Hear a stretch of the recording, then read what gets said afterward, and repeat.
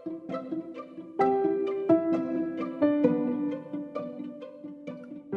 beabá da sustentabilidade.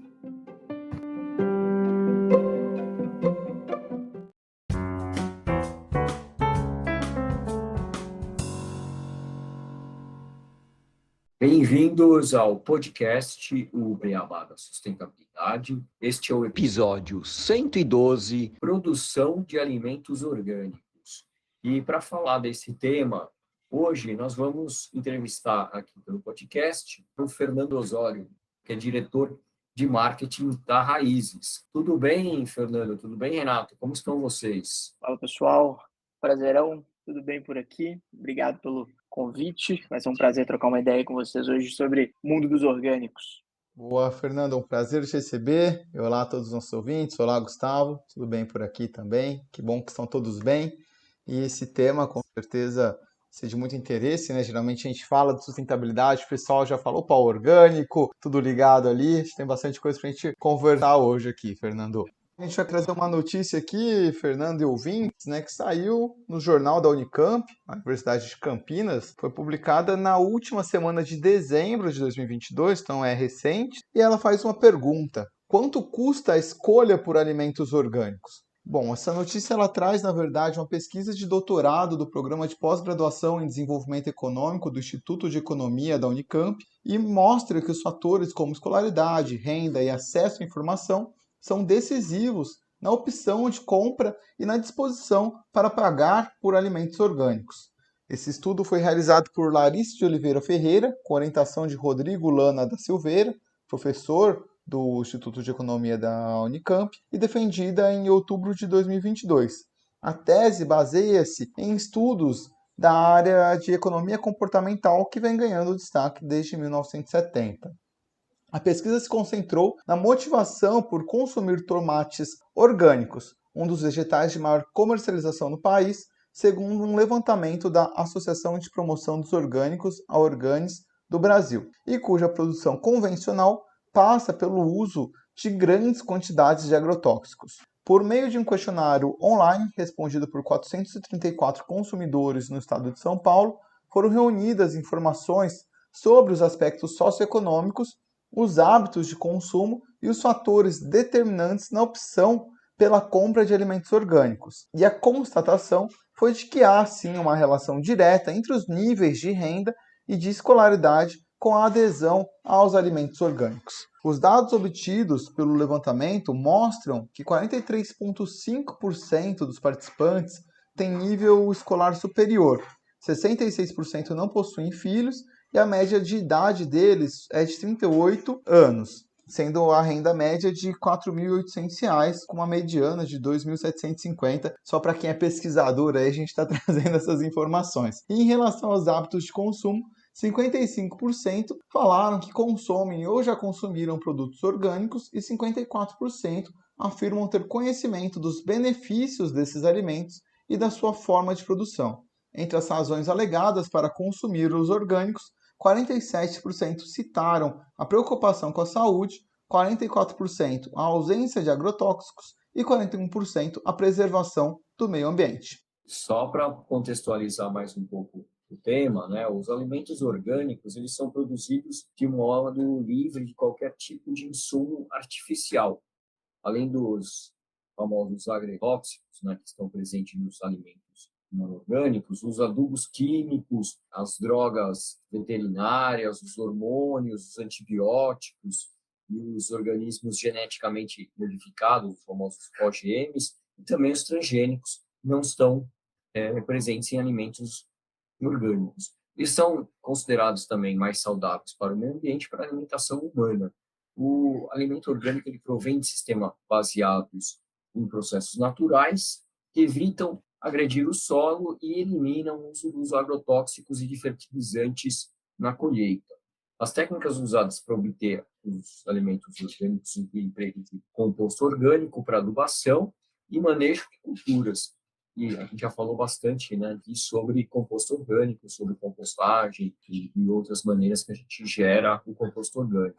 E também as plantas, elas auxiliam no desenvolvimento de outra cultura, ou prepara o solo para uma safra posterior. E aí a gente vai discutir tanto o mercado de orgânicos e como os orgânicos podem ajudar a gente a ter uma melhor interação com o meio ambiente. E para isso eu vou trazer o Fernando aqui. Fernando, queria que você contasse um pouco como é que surgiu a Raízes e como é que vocês trabalham hoje. Bom, falar um pouco do início, né, onde tudo começou. A Raiz, ela foi fundada pelo Tomás Abraão, né, lá em 2014. Essa ideia ela veio depois que o Tomás passou um período lá em Bangladesh, trabalhando lá na ONG do Muhammad Yunus, né, que ganhou o Nobel da Paz lá em 2006. Né, na época, o Yunus, quando ele ganhou esse Nobel da Paz, foi quando ele fez aquela provedora de microcrédito, né, que ele trabalhava concedendo empréstimos a juros baixos ali para pessoas que eram mais pobres, principalmente para mulheres, né, que era uma ideia do Yunus de como tirar pessoas da pobreza sem ser via doação, mas fomentando pequenos negócios e depois fazendo com que essas pessoas se tornassem beneficiárias ali, né, e pequenas acionistas dessa provedora de microcrédito. Então, só trazendo um pouco desse pano de fundo do Yunus, que eu acho que ele é importante. E o Tomás teve a oportunidade de ficar em torno de 5, 6 meses em Bangladesh na época, e foi um período super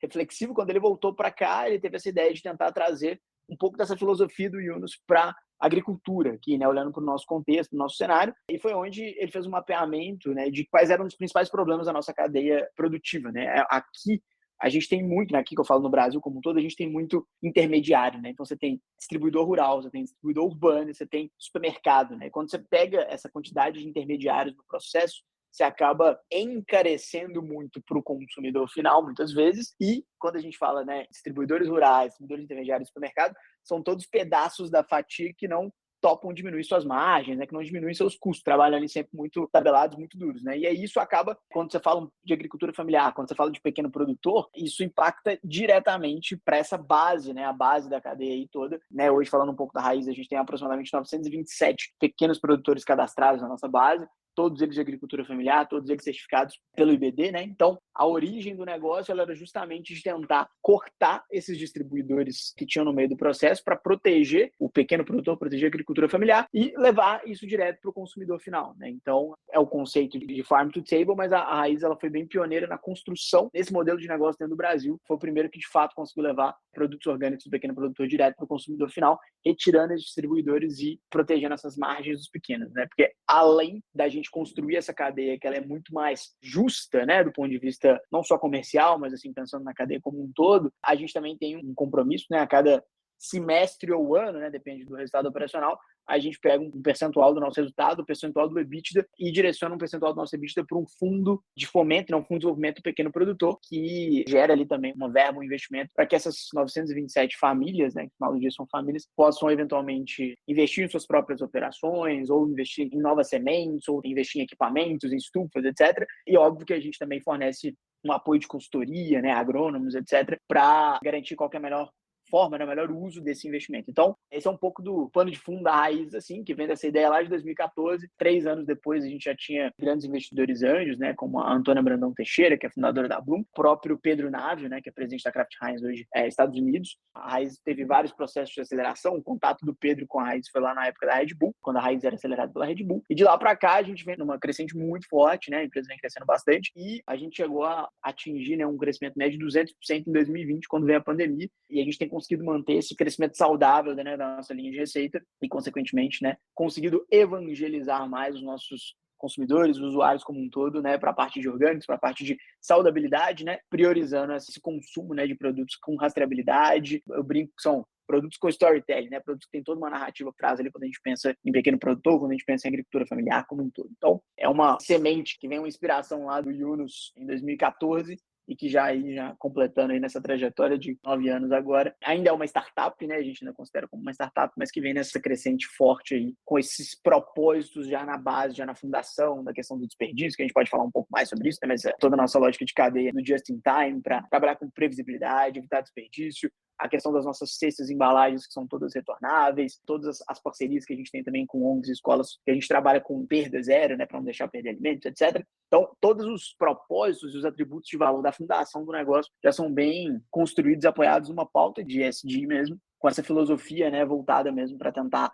fazer com que o pequeno produtor, com que o agricultor familiar, ele faça parte, ele pertença e ele ganhe junto com o crescimento do negócio. Bem legal, Fernando. Você comentou várias coisas aí que eu acho que já daria pra gente ir fazendo várias perguntas, né? Mas vamos seguir aqui uma linha. E eu queria, né? Você já meio que respondeu falando de todos esses crescimentos que vocês tiveram, mas eu queria uma percepção de vocês. Como que tem sido a busca das pessoas nessa questão de consumir mais produtos de origem orgânica? As pessoas estão realmente mais motivadas? A gente viu na pesquisa, é um público grande ou ainda tem muito a ser explorado, muito a crescer? Não, de fato, quando a gente pega, falando um pouco de demanda, né, de geração de demanda, existe uma tendência muito grande de crescimento e de consumo, né? Assim, se a gente pega algumas pesquisas, uma pesquisa que a MindMiners fez junto com a Hypeness em 2021, assim, já existe uma tendência de 57% de aumento na busca por alimentos naturais, alimentos orgânicos. Então, é uma direção que a gente vai, que não tem como mudar. Então, existe, né, essa tendência de crescimento. Desde 2019, que essa linha ela já cresce bastante, e depois da pandemia em 2020, isso cresce mais ainda porque as pessoas despertaram um olhar muito forte para a questão de saudabilidade. Então, além dessas questões de rastreabilidade, de fomento ao pequeno, de ter esse olhar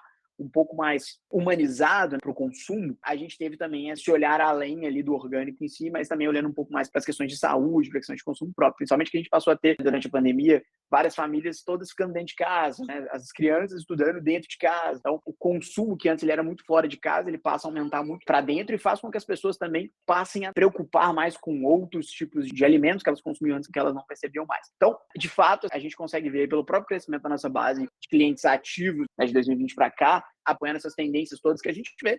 E, além disso, também, de maneira objetiva, quando a gente avalia a quantidade de assinantes que a gente tem, o crescimento da quantidade de pedidos que a gente tem anualmente, acredito eu, né, fazendo um comentário adicional à sua pergunta, que por mais que a gente tenha validada esse crescimento, dessa demanda, dessa busca, desse olhar, não só para trazer produtos com rastreabilidade, produtos com origem, saber que o melão veio do Ceará, que o alface veio do interior de São Paulo, que o tomate veio do Paraná, né, e veio daquela fazenda, daquela família, ainda existe também uma, eu não vou chamar de barreira, mas uma necessidade do consumidor aprender também a consumir orgânico, porque muitas vezes você tem uma exigência de que o orgânico ele entregue aquilo que o convencional entrega, às vezes na questão da estética, às vezes na questão do tempo de duração do produto, né? A gente chama do shelf, né? O shelf de produto orgânico ele é muito curto. A gente tem um centro de distribuição na Vila Leopoldina que tem produto que não passa nem 3, 4 horas lá dentro. Ele só chega mesmo na questão de preparação, pique, para enviar para o consumidor final. Então, quando você fala de morango, por exemplo, né, alguns produtos que são muito sensíveis, né, a parte toda de folhas como um todo é extremamente sensível, demanda uma logística muito forte para a gente dar conta. Então, o crescimento, né, a demanda, ela está aí, ela está forte, mas eu acho que ainda falta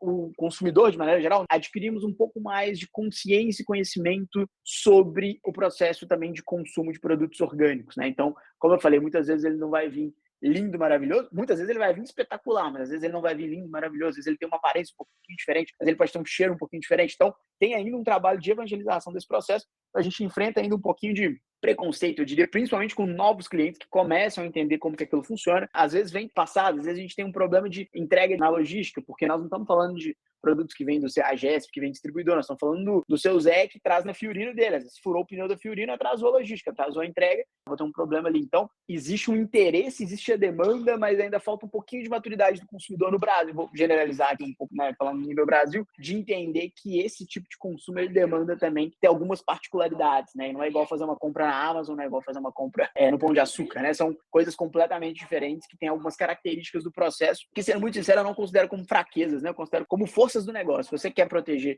a agricultura familiar, se você quer fomentar o pequeno produtor, se você quer trazer produtos orgânicos, se você quer levantar a saudabilidade, levantar essas bandeiras e trazer isso tudo de forma extremamente profissional, justa e correta, existem alguns ônus aí no processo que a gente precisa aprender a lidar. Então, tem o interesse, tem a demanda, tem o crescimento, mas ainda tem um espaço para maturidade assim, de consumo do brasileiro como um todo.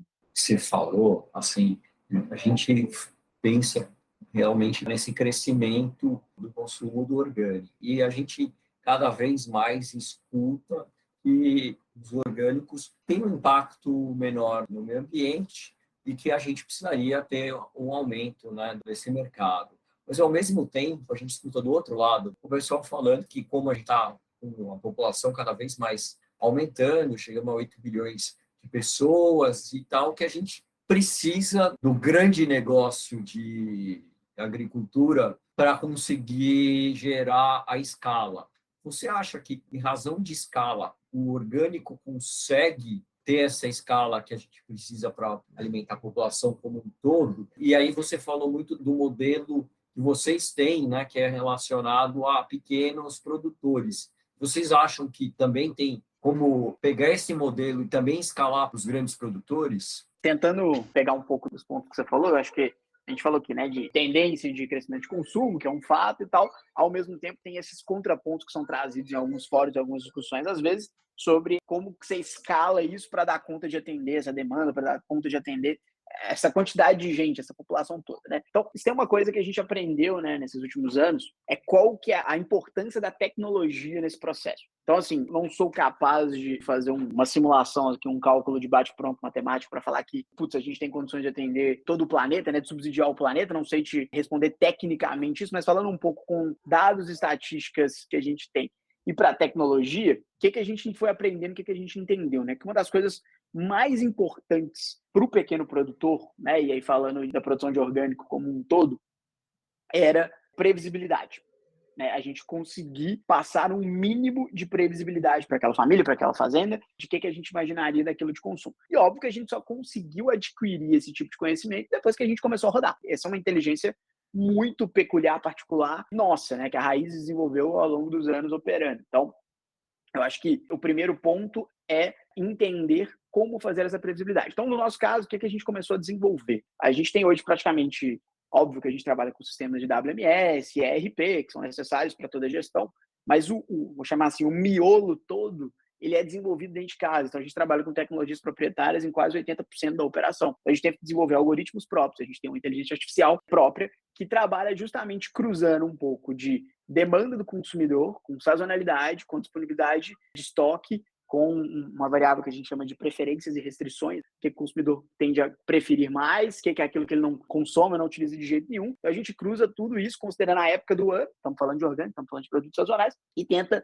sempre entregar aquilo que a gente tem de melhor. Então, só vai hoje, né, quando a gente fala de demanda, né, se a gente vai ter uma tonelada de banana, né, a colheita daquilo, aquilo só vai ser plantado se a gente já tiver uma previsibilidade de colheita. E hoje a gente tem isso muito, muito fino. De novo, são muitos anos de operação, né, assim, a gente tem desde 2015, pelo menos, que já tem o website, né? No início o Tomás começou fazendo de forma quase que feira de PDV mesmo, assim, mas a gente já tem o e-commerce pelo menos desde 2015, então a gente já tem muitos dados transacionais para saber um pouco dessa previsibilidade, o que a gente vai gerar de banana prata, o que vai ter de alface americana, o que a gente vai ter de tomate, o que a gente vai precisar de todos os SKUs, né? A gente tem mais de 2.000 produtos no site hoje, mas com a receita bem concentrada nessa parte de FLV. Então, se tem uma coisa que ficou claro para a gente dá para trabalhar com planejamento e com previsibilidade, utilizando demanda para isso. Qual que é o outro lado da história? Quando você lida com a agricultura familiar, com uma agricultura que ela é mais rústica, você tem inconstâncias, né? Assim, você vai ter alguns imprevistos, como eu te falei, que às vezes estragou a Fiorino, às vezes, né, o cara teve um problema, às vezes choveu demais no fim de semana. Então, quando você lida com esse tipo de fornecedor, que é um fornecedor que não é um pequeno produtor,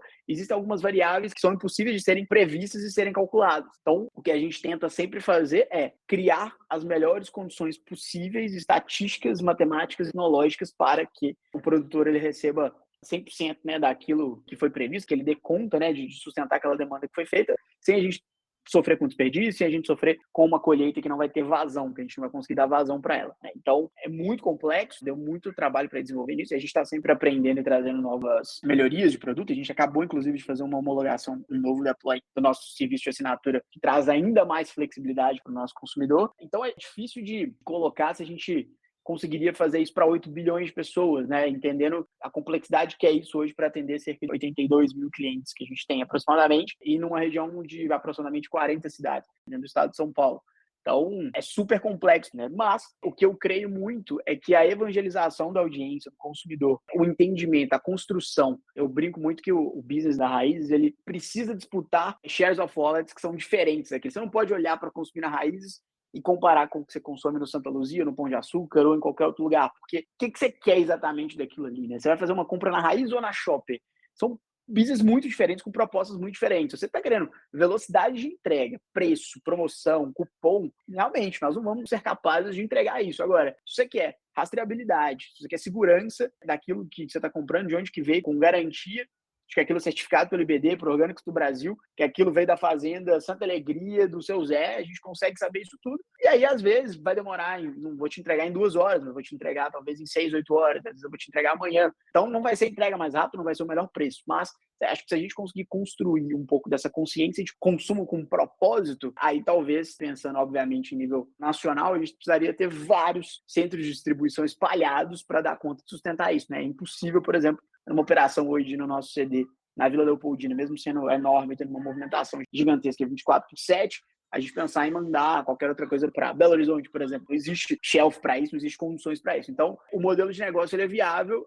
Estamos aqui para provar isso, porque a gente precisa entender como que isso precisaria ser espelhado, né, para expansão de novas praças, que são estudos que a gente já está fazendo aqui, né? A gente tem um roadmap de novas cidades, a gente já olha para o mercado do Rio de Janeiro, para o mercado do Paraná e de Minas Gerais, que são regiões onde a gente tem polos de fornecimento também. Então é muito importante entender ali de onde está vindo, qual é o produto, de onde ele vem, né, e qual que é o tempo que a gente teria de distribuição. Então, acho que a tecnologia ela é fundamental para isso e a construção de consciência de consumo, levar as pessoas a consumir com um pouco mais de propósito, também vejo como atributos críticos para esse consumo de produtos orgânicos. Ele pegar de fato e a gente conseguir sustentar toda a demanda aí que a gente tem. E, Fernando, falando de toda essa tecnologia, quando a gente fala de consumo de alimentos, sustentabilidade, uma grande dor que existe no mercado de uma forma em geral é a questão do desperdício, né? A gente não pode negar, o desperdício de alimentos acaba sendo um dos maiores poluidores, geradores de CO2.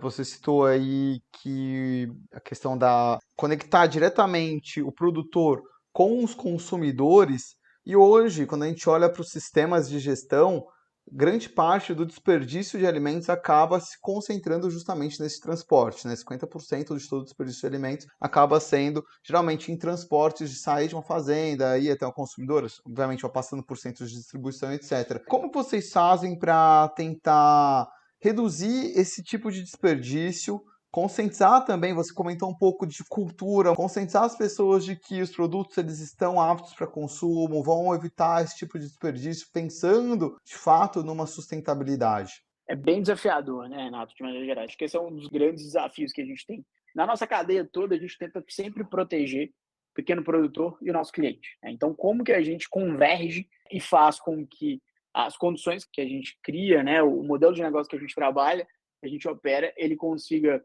entregar a melhor experiência para o cliente na margem mais justa, né, nas melhores condições também para o nosso pequeno produtor, para o nosso fornecedor. A previsibilidade, né, falando do uso de tecnologia para redução de desperdício, quando a gente trabalha no desenvolvimento desses algoritmos utilizando inteligência artificial própria dentro de casa, né, ensinando e alimentando uma inteligência artificial, pegando, por exemplo, nosso serviço de assinatura, né, que você coloca lá quantas porções você quer receber a cada semana ou a cada 2 semanas de frutas, legumes, verduras e temperos. Você também pode colocar ovo, carne, leite, pão, enfim, o que você quiser.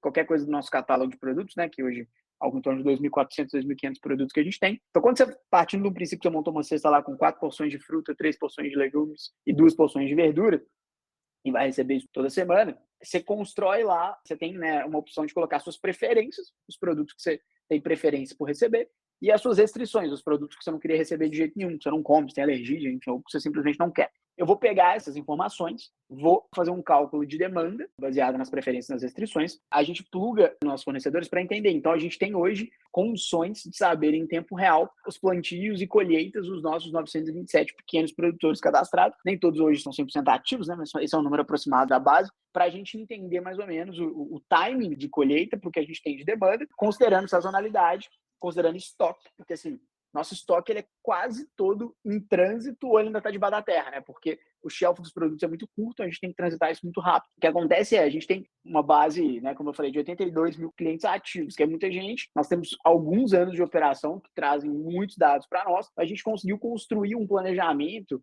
utilizando essas bases de dados e essas análises preditivas de consumo, baseando nessas preferências, nessas restrições, obviamente no volume, né, nas quantidades das transações que são realizadas para cada um desses produtos, e a gente cruza isso também com o que a gente tem de disponibilidade em estoque, o que a gente tem de disponibilidade que vai ser colhido, que a gente vai poder utilizar aquilo para entregar, para poder levar. Então, a gente não tem todos os produtos no site toda hora, né? Que é uma outra característica de negócio importante. Dificilmente, se você for entrar em qualquer outro player de produto convencional ou de pessoas que trabalham com produtos orgânicos, mas que estão menos preocupados com rastreabilidade, estão menos preocupados em proteger um pouco desses valores que a gente tem falado, se você olhar para esses caras, às vezes vai ter produto o tempo todo, todos disponíveis. É muito comum na raiz você não encontrar alguns produtos, você não encontrar, às vezes, dependendo do dia da semana, da época, a alface americana, o morango, enfim, alguns produtos que eles vão ter essas características, né? Então, é comum lidar com ruptura quando a gente fala, né, de produtos orgânicos. Mas o objetivo justamente de lidar com essa ruptura é respeitar o tempo da terra, respeitar as épocas da terra também. E como eu falei, 80% do meu estoque está girando, ele não está parado. Né? Se ele fica parado, ele fica no máximo ali,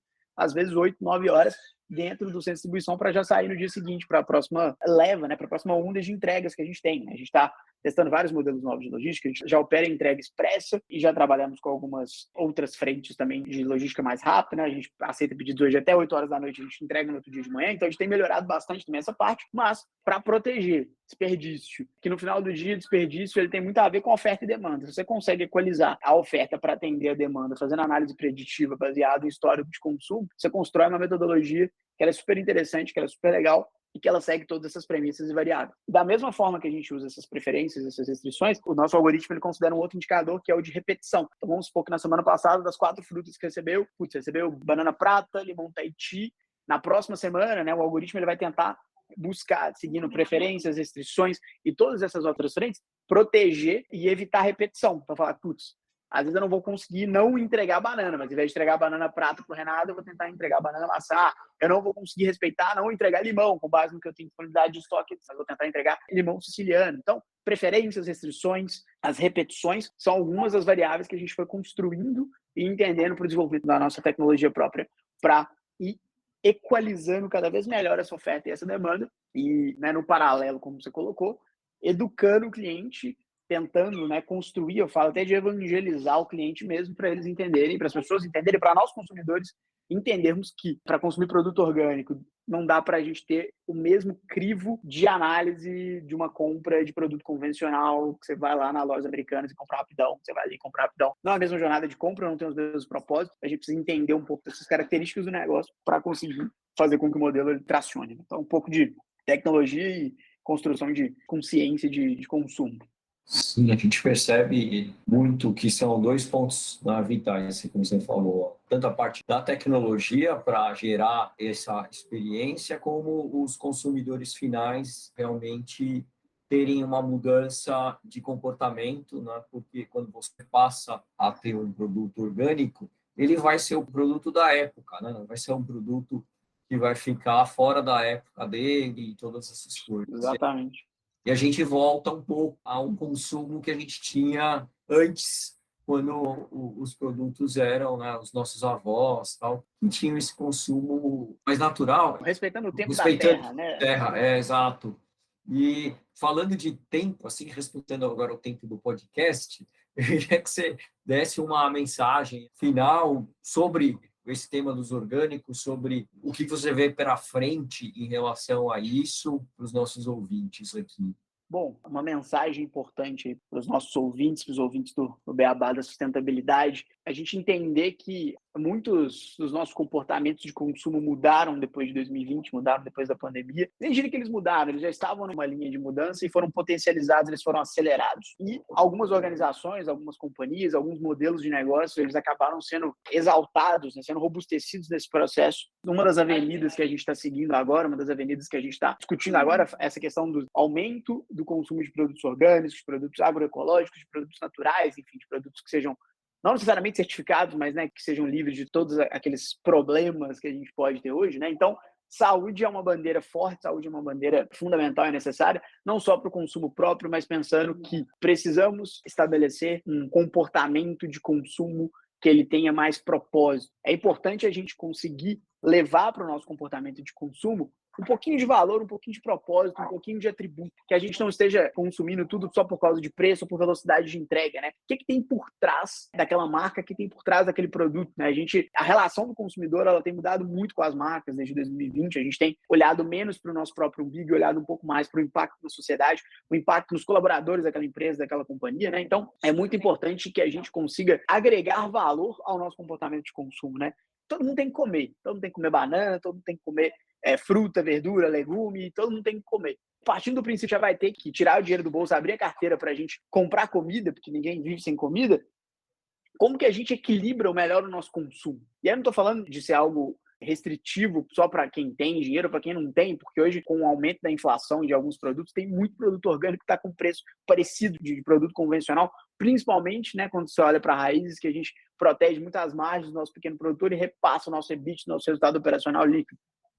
Então, o meu pedido, a minha mensagem, a minha reflexão, uma provocação, ela é essa, de como que a gente agrega um pouco mais de valor naquilo que a gente consome, naquilo que a gente compra. Já que a gente vai comprar, já que a gente tem que gastar, não tem jeito, a gente precisa comer, como que eu transfiro um pouquinho de valor para aquilo que eu estou comprando, para aquilo que eu estou consumindo? Como que eu olho um pouco para as questões de rastreabilidade? Como que eu valorizo o pequeno, o local, a família e, em contrapartida, ou melhor, em consonância, trazendo saúde, trazendo pontos que são importantes para a família como um todo, né? Eu tenho, como eu falei com vocês, eu tenho uma bebezinha de 6 meses que está começando o processo de introdução alimentar dela agora. A gente está fazendo tudo com produtos orgânicos, né? Porque é algo que, se eu for comprar banana, que eu já vou ter que comprar toda semana, se eu for comprar a manga, que eu já vou ter que comprar toda semana, por que eu não tento fazer uma compra, um consumo que eu já ia ter, um gasto que eu já ia ter de qualquer forma, em algo que vai proteger uma cadeia de fornecimento que ela é justa, que ela não tem distribuidor no meio, que ela não tem supermercado, que ela protege a agricultura familiar, que ela protege margens justas e traz as melhores condições para minha filha começar a comer produtos livres de agrotóxicos, livres de uma série de outros venenos que tem envolvidos de maneira geral na cadeia de alimentos, né? Então,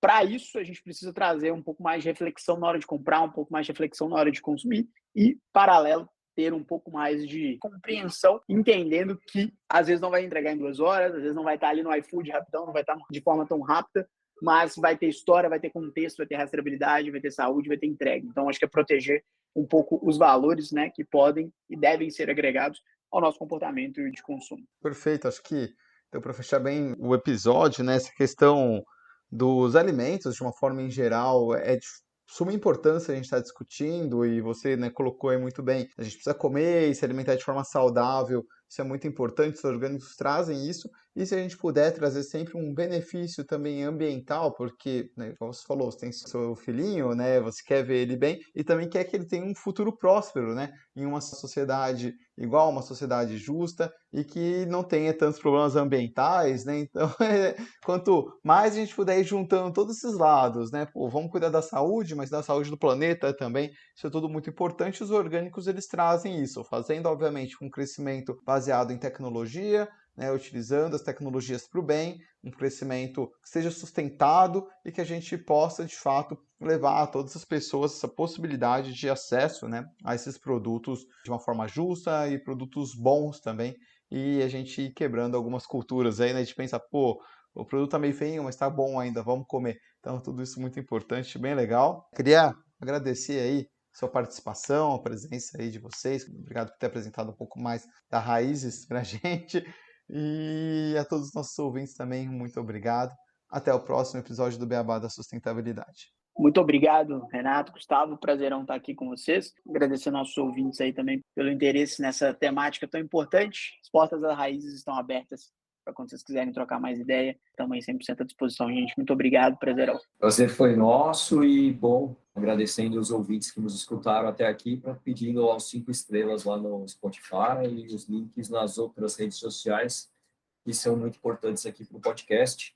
E dizer que aqui o Beabá é sustentável. Até o próximo episódio.